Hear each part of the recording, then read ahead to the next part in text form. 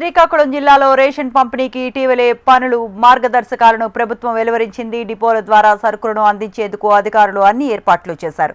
మొదటి రోజు రేషన్ పంపిణీపై ఎలాంటి ఇబ్బందులు తలెత్తలేదు. ఇక రెండో రోజు మాత్రం కొంతమంది దగ్గర నుంచి భిన్నాభిప్రాయాలు వెలువడ్డాయి. సరుకులు తేవటానికి క్యూ లైన్స్ లో నిలబడాలంటే ఎండ వేడికి తట్టుకోలేకపోతున్నామని వృద్ధులు, మహిళలు అసహనం వ్యక్తం చేశారు.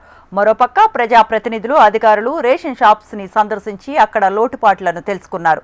తూరికల్లో కూడా తనిఖీలు చేశారు. ప్రజలకు ఇబ్బందులు ఎదురైతే టోల్ ఫ్రీ నెంబర్కు తెలపాలని అధికారులు వివరించారు.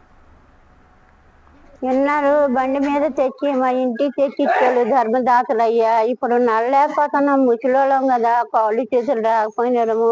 ఈ ఎండలోన అలా లైన్ లోన నిలబెట్టేసి అలా చంపేస్తున్నారయ్యా. ఎండకి ఎంత బాధపడుతున్నాం పడక.